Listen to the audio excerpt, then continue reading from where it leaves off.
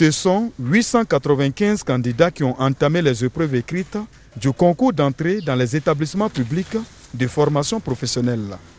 Et c'est au CBCG de Daloa que les premières épreuves de la journée ont été lancées par les autorités qui n'ont pas manqué de rappeler aux candidats l'interdiction des téléphones portables au sein des centres de composition. Comme tous les examens, on vous a demandé de ne pas entrer dans la salle avec des portables. Et vous savez, c'est un concours, et le concours, c'est le plus méritant qui passe. Donc je suppose que vous n'avez pas regardé sur les copies de vos amis pour travailler. Concentrez-vous, et je pense qu'à la fin, vous serez les plus gagnants. Pour ce premier jour de composition, les candidats ont débuté les épreuves par la composition française. Nous sommes là ce matin pour le concours d'entrée dans les établissements professionnels. Et nous sommes actuellement sur la technique d'expression qui nous parle du temps. Comment utiliser ce temps pour mener des activités qui vont nous porter des bénéfices plus tard. On constate aujourd'hui qu'on utilise le temps pour se livrer aux activités qui sont inutiles. Donc l'auteur nous amène à pouvoir utiliser bien ce temps pour pouvoir entreprendre, pour avoir des bénéfices dans notre vie.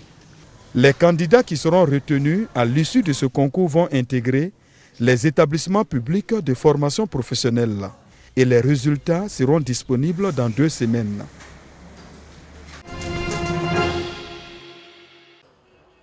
Mamadou arrive à la grande mosquée de Trècheville, avenue 8. Il ne vient pas pour prier comme d'habitude. Il est là ce matin pour donner son sang en vue de sauver des vies. Depuis 2006, j'ai commencé le don.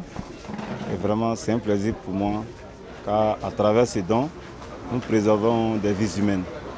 Et la religion que je pratique aussi nous conseille de sauver des vies humaines. Et je souhaite que tout le monde puisse faire de même, pour qu'ensemble nous puissions aider nos malades qui sont dans les hôpitaux. Comme Mamadou, de nombreuses personnes ont répondu présent à l'appel de l'association des jeunes musulmans de la commune de Trècheville dans le cadre de cette opération de don de sang. Donner du sang, c'est sauver des vies. Voilà, donc il est important de donner du sang, vu la demande forte au niveau de la CNTS. Il y a trop de malades qui ont besoin de sang, qui sont présentement alités. La toute dernière fois, c'est ma belle-sœur qui a été brûlée au 2e degré, qui avait vraiment besoin de sang. Donc c'est depuis lors que vraiment ça m'a motivé à donner mon sang. Et on n'en trouvait pas. Pour cette 3e édition, la JMT veut recueillir 200 poches de sang et instaurer la culture du don de sang chez les musulmans. Nous avons introduit le social dans notre activité. Donc, ce don de sang aussi fait partie de nos activités à caractère social. Aujourd'hui, quand nous nous rendons à l'hôpital, c'est 2 maladies que nous sentons, soit le palu ou l'anémie. Donc nous avons constaté que nous pouvons faire quelque chose.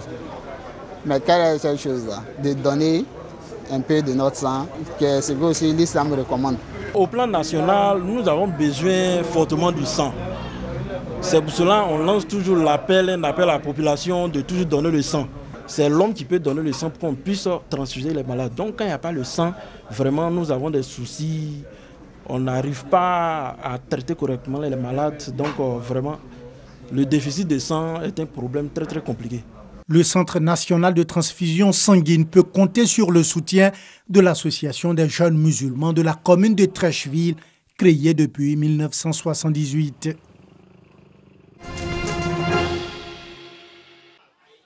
Témoigner sa solidarité puis apporter son soutien aux personnes vulnérables, c'est tout le sens de cette distribution de kits alimentaires aux populations sinistrées de Yopougon militaire, quartier Konafera. Quand je vois ça, vraiment, ça me fait chaud au cœur, ça me plaît.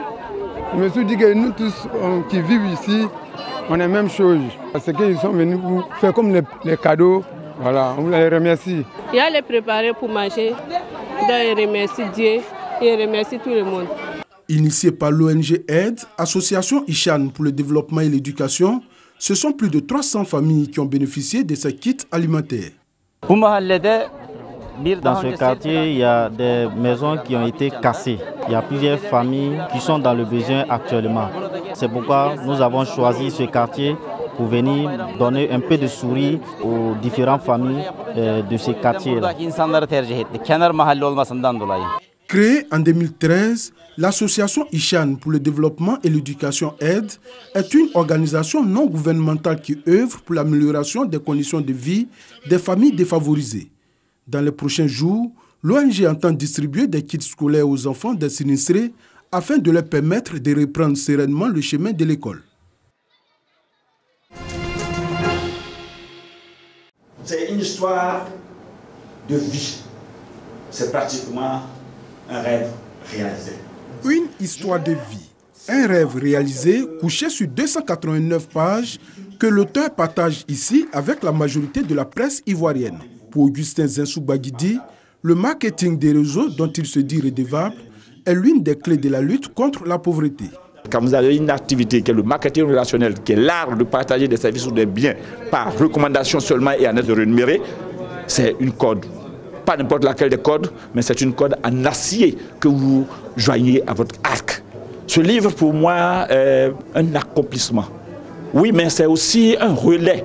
Le relais de quelqu'un qui a quitté le fond et qui a rencontré un chemin qui peut être emprunté par tout le monde, mais un chemin sûr pour atteindre le succès. 101 secrets et tactiques qui ont fait toute la différence.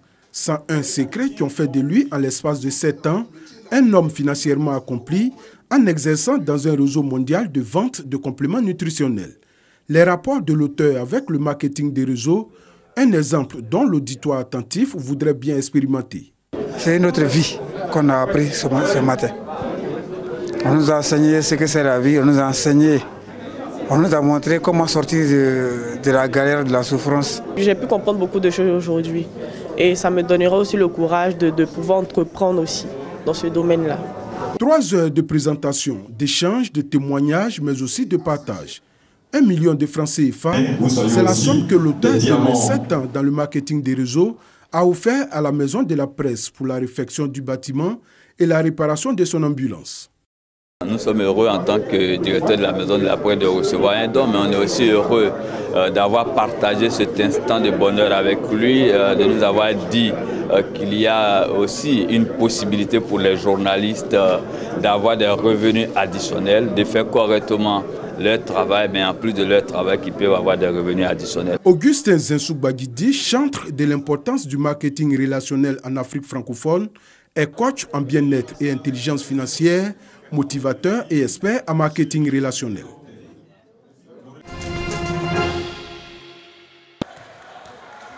L'équipe de Oklahoma City en bleu a battu en finale Orlando Magic 38-19. Un score synonyme de rencontre ultra facile pour les hommes du coach Kwasi Khan qui au cours des 4 cartons ont largement dominé la rencontre 13-1, 28, 24-14 et 38-19. Ils succèdent aux Sacramento Kings. Du côté des filles, Portland en rouge a pris le dessus sur Toronto Raptors 7-5 en levée de rideau. Les 3 autres cartons ont coulé de source pour Portland qui s'est facilement imposé 21-6, 24-8 et 28-11. Ça n'a pas été facile, ça fait plus de 3 mois qu'on joue la finale et puis on a préparé la finale. Ça donne Je retiens que ce tournoi nous a permis d'avoir un bon esprit d'équipe. Et je remercie aussi notre coach.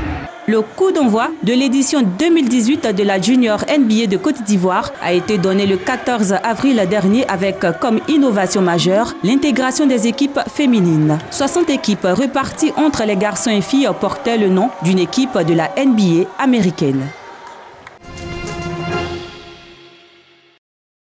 Au moins 8 civils ont été tués dans la nuit de vendredi à samedi dans une attaque visant 2 localités de l'est du Burkina, dans les villages de Diabiga, 60 km de Pama, et de Kambiambiga, 15 km de Pama, où des djihadistes agissent depuis quelques mois. Selon une source sécuritaire, la première attaque a visé un leader religieux et ses co-religionnaires. 5 personnes, dont le leader religieux, ont été tuées. Cette attaque a visé le domicile du responsable religieux qui abrite une mosquée et a également fait 3 blessés. La capitale Ouagadougou a été frappée par 3 attaques en 2 ans qui ont fait au total près de 60 morts. La dernière s'est produite en mars visant l'état-major des armées et l'ambassade de France. Le président burkinabé Roch Marc Christian Kaboré a promis le 8 septembre de nouvelles dispositions sécuritaires pour éradiquer ce fléau du terrorisme.